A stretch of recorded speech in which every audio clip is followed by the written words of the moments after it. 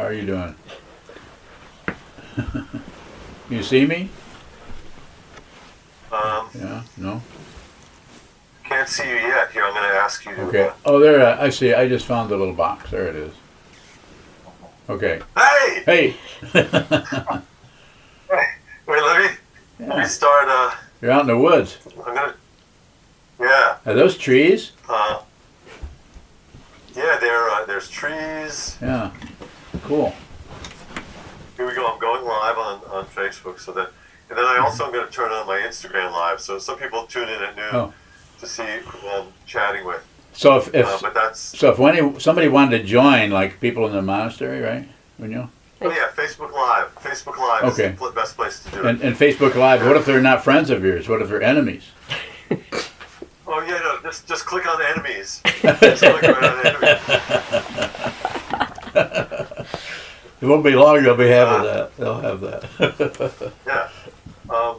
Here, let me just start this Instagram thing. Okay, go ahead. And then we're good. Should I be outdoors too, or just... I feel like it's cold enough for the both of us out here. Oh, I made tea also in your honor because I know you're a tea drinker. Yeah, well, I prefer coffee, but I'll drink anything. What does the coffee bother you somehow, or you just? No. I have coffee right here that says, this is my new cup. This one of my people on Open Heart Meditation sent me this thank you cup, and so. But it looks like I'm saying thank you to you guys, but it's for me actually. I also have a. I'm saying. Yeah, what's that? I'm saying Zabars. I'm saying Zabars. Very nice. Zabars that that deli in New York where they get smoked fish and stuff. Wonderful. No, I'm not familiar with that, but then I haven't been there quite a while and I have a bad memory, so. You know Zingerman's? There's one that's in Zingerman's in Ann Arbor. Oh yeah, I know that. It's basically the Zingerman's of New York, but have you been to I haven't been there. Have you been to Cafe Martin in is it Brooklyn? Yeah, Cafe. One of my students owns that Cafe Martin in Brooklyn. Her name is Jen. You should stumble in there one of these days and see if she's got any free coffee. I'll do that. Oh, hey, Unyo, I can hear you in the background. Yeah, I'm here. Here, I'll bring her around here to the... And the Chazon's here, too. Hi. Yay. Hey. We miss you. Oh, in the woods. That's perfect for Chazon because he was a woods conservator. Yeah, he's still kind of woody, too. Yeah, he builds stuff and chops things down. Yes. I'm going to just say to people what we're doing here. So I'm Ethan. I'm in the hammock. This is my daily sort of chat show where I chat with friends and creative people and people I love about this and that. It happens in the hammock, weather permitting, and today the weather's permitting. Hammocks are great. And my guest today is an amazing guy. He's Sokuzan. He's a Zen teacher. He's a meditation teacher. I'm looking forward to meeting him. He sounds interesting, right? He's an artist. Can I call you an artist? Yeah. I make stuff. Maybe a lapsed artist. Like I call myself a lapsed opera singer now. So. No, I'm still delapsing. I'm still making up stuff. Yeah, not a lot, but little doodles here and there. Well, I made a dog. There's a dog over there. You're a dog person. Yeah. Get that little dog picture. This is I made this for a student of mine, Dr. Mark Hirsch, down in Bowling Green. Oh my God, that looks like. Oh my God, that looks like Fafner. Hold it up. I'm going to turn the camera. Oh, okay. Oh my take God, a picture. That looks like our beautiful Fafner with the Yoda ears. Yeah, he's got really big ears. Yeah. Oh, smile. That is gorgeous. Oh my God. Are you reproducing that? I want it. Okay, I can. Yeah, I'll reproduce it. Take this out and get it reproduced. Take it out before the bidding war begins. My guest today is Sokuzan, who is a Zen teacher, a meditation teacher, and he is the founder and the CEO. No, not CEO. No. Of Abbott. I'm sorry. Yeah. The abbot of SokukoJi Buddhist Monastery and Temple, or Temple and Monastery in Battle Creek, Michigan. Yes. which I was bragging smells delicious. It is the most delicious smelling town in America. It smells like cereal. It does. Roasted corn. Yeah, because all the cereal, a little over 100 years ago, there was on Porter Street in Battle Creek, there were 40, before they had any rules around food production, there were 40 garages, and every one of them, they were in there cooking corn, rolling it out, and making cereal. And then the only two that survived on Porter Street back in the late 1800s were W.K. Kellogg and C.W. Post. Post cereals are now General Foods. So yeah, and they survived. Yeah. Yeah, I didn't realize that. It's funny, by the way, I'm in the woods. If people who are watching, I'm sorry, on Instagram, you can just see me. If you want to see both of us, go to Facebook Live and check it out. But hello, hey, Junshu, and some of your people are watching. Yeah. So nice to see you. So in Brooklyn, I'm in the woods now, but in Brooklyn, we're spending the pandemic out here in Massachusetts. So good idea. But in Brooklyn, there's many breweries, and now there's only one, but it's similar. Like there in Battle Creek, there were dozens, if not hundreds, of people making cereal. In Brooklyn, it was like Milwaukee back in the 19th century. There were just dozens and dozens of breweries. Yeah. So that's what was going on. Smells like beer, which is not as nice as a town that smells like cereal. Yeah. I had one student that hates that smell and had to move out of here. Was it Unse? She moved up to Traverse City, and there's other smells up there. So I think those are irritating her too, probably. It's interesting when a single sense Yeah. starts to dominate. Yeah. It can take over your life. Yeah. Out here in the woods, one of the beautiful things here, we're out near the end of Cape Cod, is the silence. And I have extremely overly acute ears. Yeah. Or ears that they were helpful for me as a singer, but as a person living in the world, they can be a real pain in the ass. Yes. I'm always bothered by sounds. Here was always a reprieve and a relief. But about a month after we got here, we came up here March 12th. About a month later, we started to hear the following.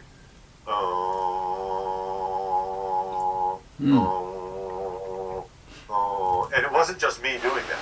Yeah. It was actually, we still to this day, almost a year later, we don't know what it is. Sometimes in the middle of the night, it's something electric or, Yeah. So, what does one do about being overwhelmed by a single sense? Well, if you're a meditator, if you have any kind of mind training practice, that you would just include it, but you wouldn't abandon it for what it is. Anytime you're experiencing anything in any of the sense fields, including the mind, if you experience it directly, then just don't label it, even though it might give you some kind of intellectual understanding or knowledge about it. But it doesn't particularly help with mind training. It just helps with strengthening what's already muscle bound, which is the intellect. Now, that is, in some ways, like a lot of things, maybe easier said than done. Yeah. Because if you're an irritable person, Meaning on the ear. top of Irritable. with 2 ears. Yeah, 2 ears. Hey Kevin Townley, what's up, man? Good to see you. If you go to Facebook Live, you can see both of us, but I'm here with Sokuzan. I'm in the Hammock, and it's thanks for tuning in. So, like if one tries to just notice a thing that's irritating and just say, okay, I'm not going to label it, I'm not going to rebel against it, I'm just going to include it. Simultaneously, there could be what feels like a war going on. Sure. I want to get up, I want to call somebody, I want to yell at somebody, I want to chop down that telephone pole that might be making the noise. Yeah. All of that desire to act. That's what we do as humans, I guess. We do. We want to do stuff. Oh, that's the truth. Yeah. What's the question?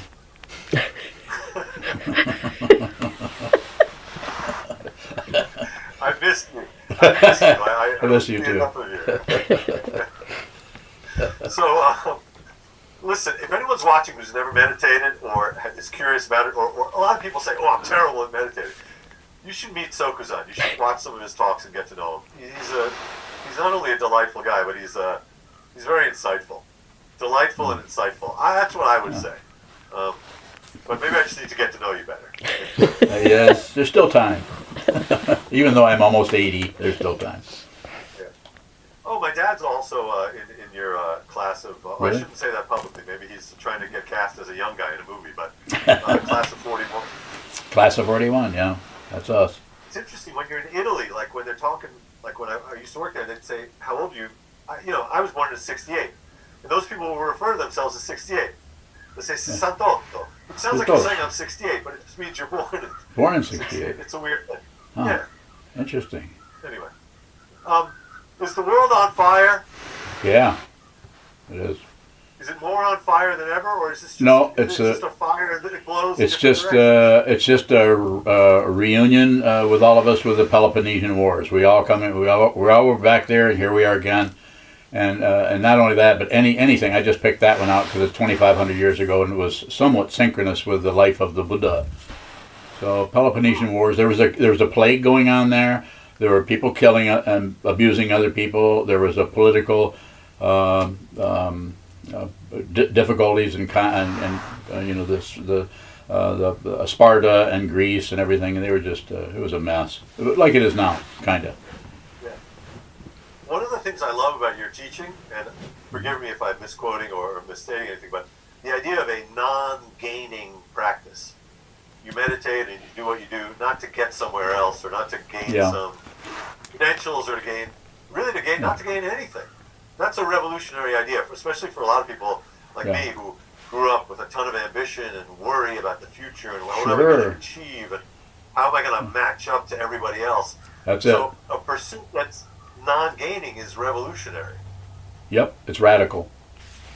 It's radical just to say I'm not trying to get anywhere. Yeah, and the idea that most radical things eventually become like trees. Eventually become the trunk of the tree and the branches and the leaves, and they become something else. Whereas a radical practice doesn't abandon the root. It also does not discover the root. If it discovers the root, then we're right back into spiritual or scientific or cultural materialism of trying to get somewhere else. If you want to go somewhere else, you might want to start by just being where you're at. That might take some time. It's called meditation. Yeah, start by being where you're at. Again, what I loved, and I had this experience, and I should tell anyone who's watching, I'm not a regular practitioner. I aspire to be.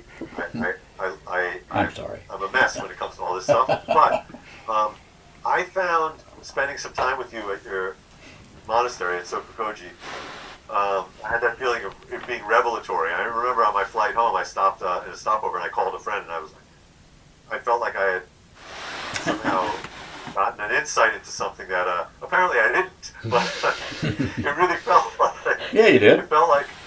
You got I did, but it was an incredible sense of, I guess, simplicity within. I don't know what. I can't put words to it. But anyway, I encourage people, if they're interested in meditation or in Buddhism or in just maybe not feeling as confused as they usually feel, to tune in to SokukoJi. Sokuzan is my guest. Can you say something about what your name means? Yes, Sokuzan.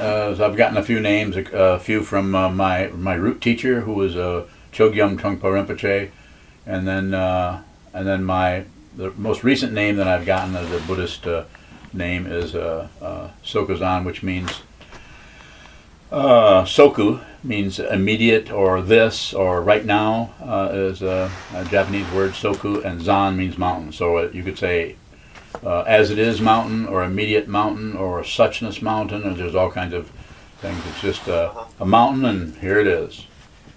Yeah.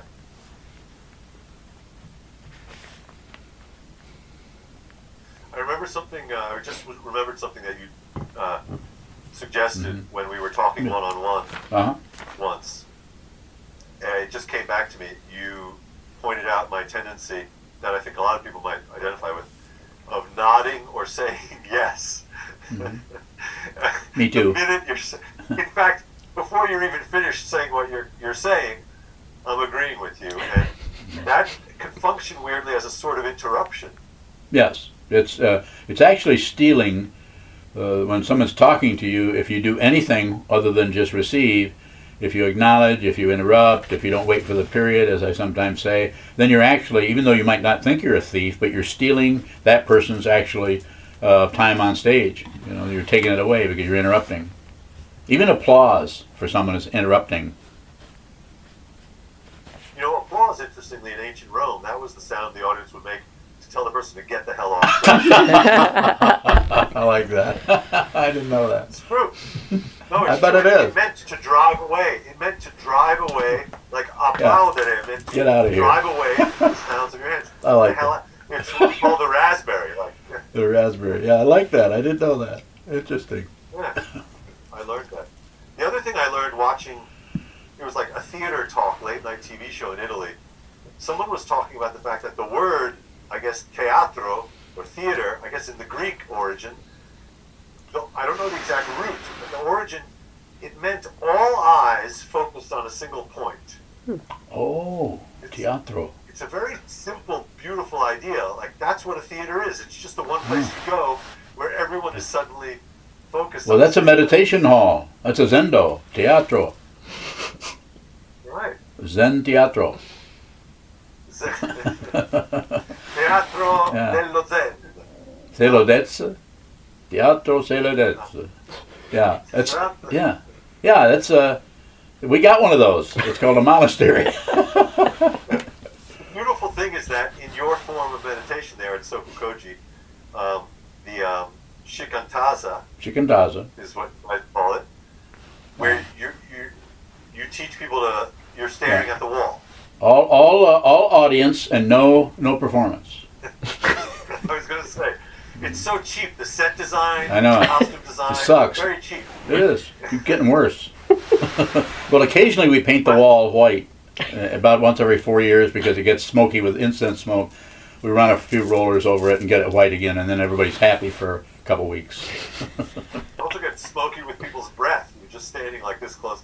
You're sitting this close to the wall. Some Gets a lot people of do. humidity on it, maybe. Yeah. I hadn't thought about that. I'll check that out. What I would suggest to people, again, I don't do this great regularity or any regularity, to be honest, but it's an amazing practice. You can check out Sokuzan's talks. He speaks very regularly on YouTube and at the SokukoJi website. But the practice is really amazing. It's not, if you've done any meditation training with breathing or counting or anything else or a mantra, this is really pared down.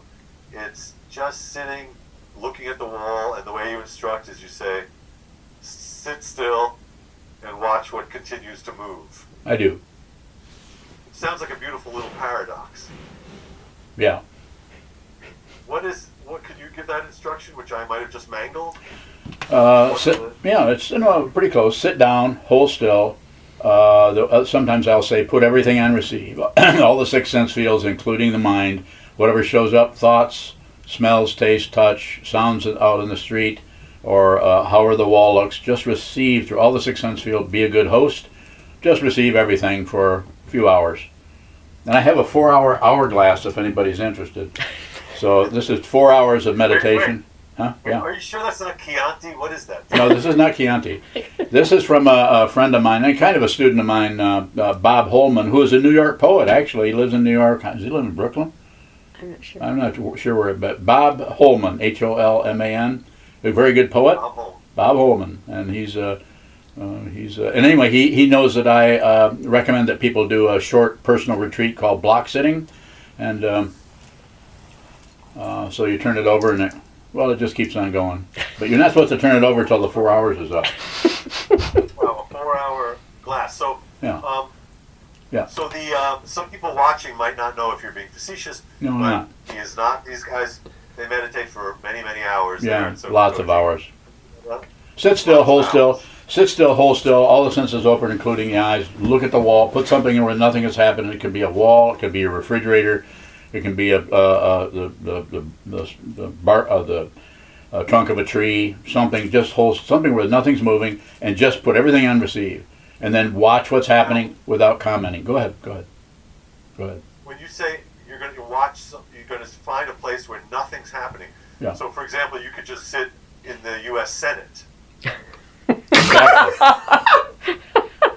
Sorry, I had to try to do a political joke. No, I think it's a great political joke. Although yesterday it seemed like a whole lot of shit went down there, didn't it? That's correct. I realized Yeah. the joke misfired because yesterday. Well, it would have worked. 2 days ago, but when with the do nothing, Republican. Yeah. Yeah. Yeah, the Do Nothing Congress. Mitch McConnell. He spent 4 years now doing nothing but voting on judges. It was just a rubber stamp for I know. right-wing judges. Yeah, it's pretty sad, but it's dependent origination. As I said, it was going on 2,500 years ago. It was going on 80 years ago. It was going on 40 years. It's dependent. Nobody's to blame for it. Singularity. No one's to blame. It's a cooperative delusion. Can you say more about that phrase? Dependent origination. It means that nothing. Chaos, you're saying. The basic teaching of the Buddha. It wasn't just believe everything I say. It was see for yourself that everything that shows up as a singularity gets its identity, including human beings, including rabbits, including trees, including your cup of coffee or cup of tea, gets its apparent singularity from everything else. So everything you see is dependent on everything else for its solid or apparent solitude as an item or a thing or some kind of substantial entity separate from everything else. So nothing is separate. But when people are born and live in a life with no mind training, even though they're highly intelligent and can become philosophers or psychologists or doctors, lawyers, and so on, they're still operating out of their belief and their opinions, their conclusions. Whereas someone who has trained their mind and has realized their true nature, they no longer see other things. They only see their own.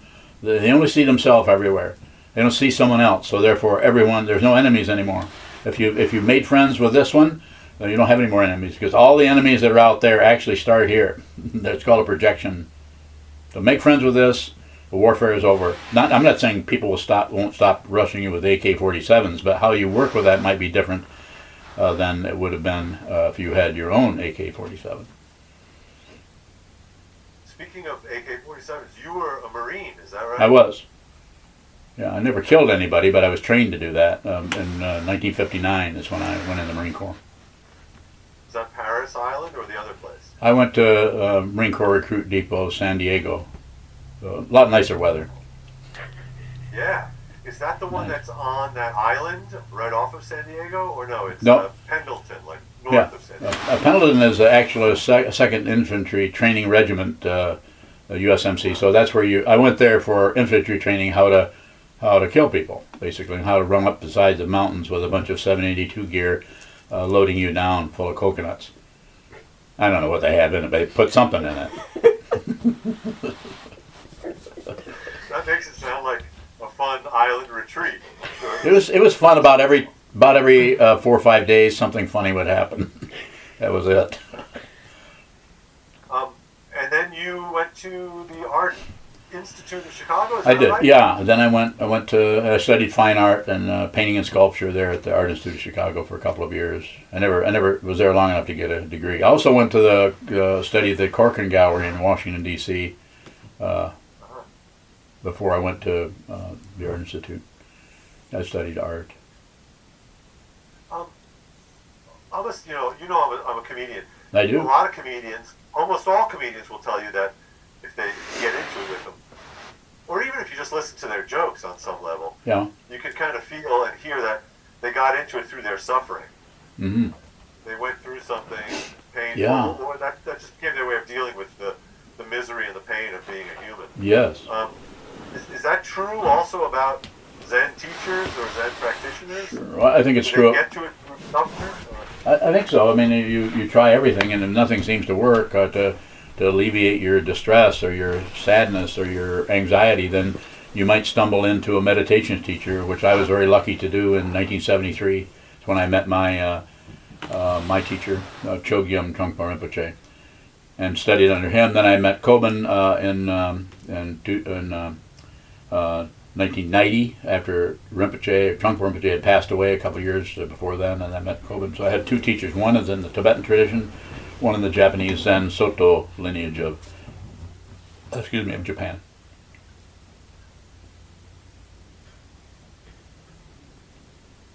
I had such a big, important, earth-shattering thought, and Yes. it just went away. What All do right. I do with that? It just went away. Say bye. Yeah, don't chase it. I don't have to berate myself. Oh, it came back. Oh, good.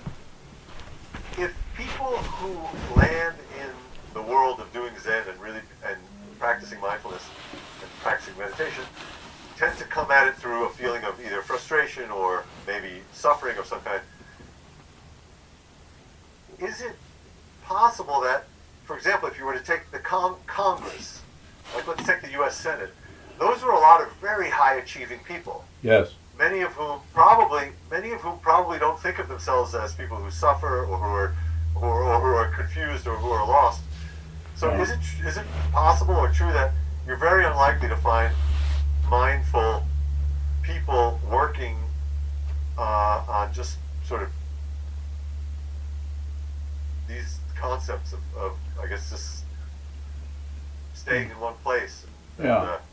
in those halls of power? In other words, you're more likely to find confused people. Is that true? Looks like it to me. I mean, you're kind of describing it, how it looks. A person really has to suffer quite a bit to even stumble into, for Buddhism or for the sitting practice of meditation, shikantaza, or the other practices coming out of ancient Tibet, Mahamudra practice or a Dzogchen. In order to do those kind of practices, because they seem so counterproductive to the materialistic outlook of getting somewhere, accomplishing and getting degrees and getting ahead and not falling behind and living and ignoring impermanence, or death comes without warning. We ignore that. Most people do, but when you're put upon by your own feelings, your own neurosis, your own conditioning, maybe your parents, or your whatever's happening, or your particular karma, you may find yourself looking to a radical or a very minimalist approach to working with it, which is I call it a transcendental do-it-yourself project. And it is a do-it-yourself, but you really need some kind of a structure. And in Buddhism, for 2,500 years, it has been the algorithm there is the Buddha or the teacher, the teaching, or that everything is dependently arisen. Nothing comes from its own side is a singularity. And other aspects of the teaching are you need to train your mind. You need to so you need a teacher, you need a training and a teaching, and then you need a community. Without all of the three of those, it's very difficult to keep it afloat as far as the awareness practice, as far as supporting one's innate sanity about the nature of being a human being, being a living being, coming in and out of this realm over and over and over again, sometimes called rebirth. There's no one particular reborn, so there's really no reincarnation, but there's rebirth.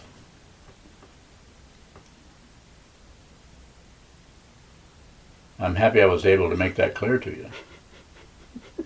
You were. I was just thinking how I'm looking forward to the end of the pandemic for various reasons, but Really? I would love to come out and spend another few days with you guys. Love to have you come. So, Absolutely. yeah. How's everyone faring out there? The work continues, but more remotely. Yeah, we're doing Zoom. Thank God to thank somebody. Thank God for Zoom, and we've got that, and that has helped us. And actually, because of the very nature of a monastery, is you're basically socially distancing way before that ever was a word.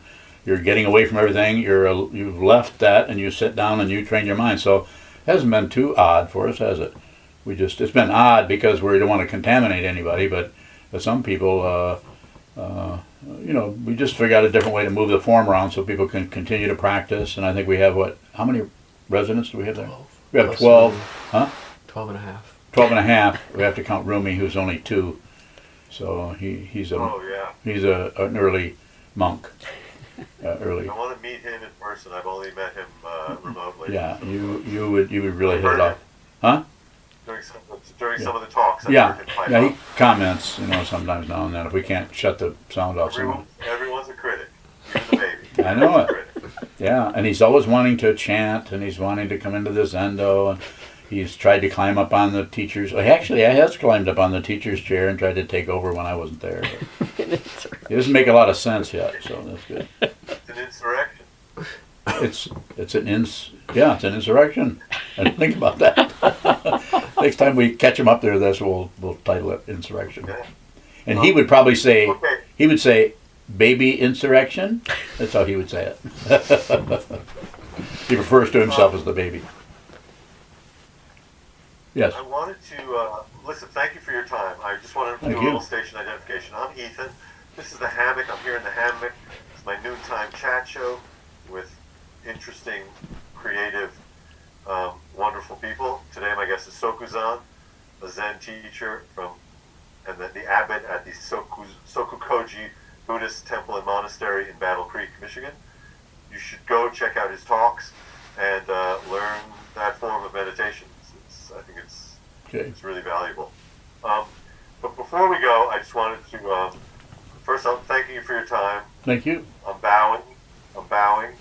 And now I'm saying I wanted to thank you, and I want to thank Chezan, who's there, who gave me what became maybe my favorite joke that's on my album. Because when he was coming to visit New York, so I'll just share this joke with people. Please do. You've probably heard it already, but it's worth repeating, I think. Excellent. So I say, a friend of mine who's a Zen monk, he said he's coming to New York. Can I stay with you? I said, absolutely. What are you doing in New York? He said, I'm coming to give a talk on the Bardo. I said, oh, that's great. Yeah, you could definitely come stay. What's the Bardo? He said, well, the Bardo it's the state you dwell in when your life is over, but before you're completely dead. I said, oh, you mean Florida? Yeah, I did hear that before. I like that. That's a good one. Anyway, I have to thank Chezan for birthing that. You birthed that. Based on a true story. Yeah, okay. Anyway, all right. Miss you, love you, and Love I you too. appreciate you. And Miss thank you, love very you. much for taking a little time with us. Thank you for including us. Thank you so much. Thank you. Bye. Bye-bye.